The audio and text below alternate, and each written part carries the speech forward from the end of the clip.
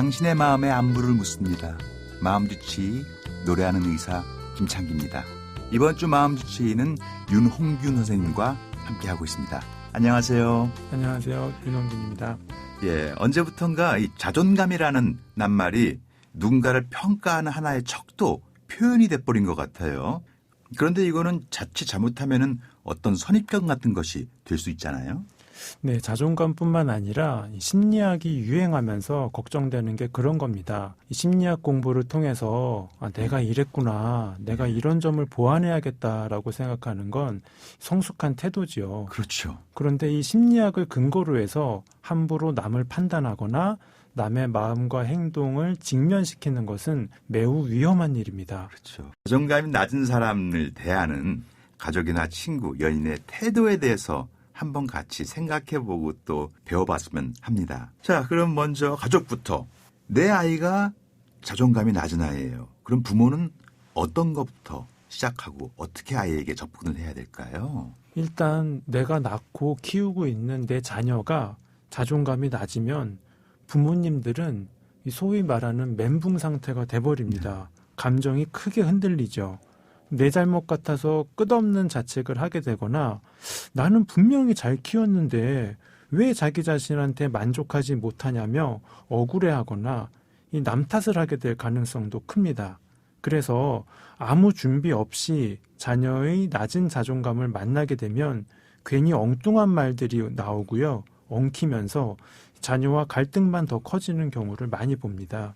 그래서 일단 자녀의 자존감이 낮아 보이면 그냥 대화할 게 아니라 뭔가 좀 맛있는 음식을 먹으면서 하거나 걸으면서 하거나 그렇죠. 뭐 좋아하는 노래라도 좀 틀어놓고 해야 합니다. 즐거운 감정으로 끌어올린 다음에 얘기를 해야 되겠죠. 그렇죠. 소통의 시작은 경청인데 내가 키운 자식이 이 자존감이 낮아 이 두근거리는 상태에서는 이 경청이 상당히 어렵거든요. 그렇죠. 그래서 항상 내 마음부터 안정화를 시키고 또 이야기를 하면은 그래 솔직히 얘기해줘서 고맙다 이런 생각을 할 수 있을 정도로 자기 마음부터 먼저 안정을 시켜야 합니다. 그렇다면 그다음엔 또 직장에서 만난 동료가 매사에 자신이 없어 보이고 상처에 민감한 자존감이 낮은 모습을 보인다면은 우리는 어떻게 행동하고 또 어떻게 배려를 해야 될까요?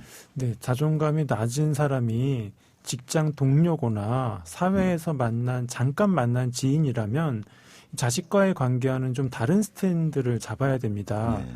사실 그렇게까지 깊게 개입할 필요는 없습니다. 이 직장 동료의 변화, 직장 동료의 성숙에 너무 많은 에너지를 쓰면 그것도 괜히 압박이 될 수 있거든요. 네. 또 그렇게 내 에너지를 써버리고 나면 내가 정말로 사랑하는 사람들, 챙겨줘야 될 사람들한테 쓸 에너지가 낭비가 될 수도 있거든요. 네. 그래서 이 직장 동료, 지인 관계에 있는 사람들에게는 좀 약간 거리를 두면서 있는 그대로를 존중해 줄 필요가 있습니다. 네. 아, 그렇게 생각하셨어요?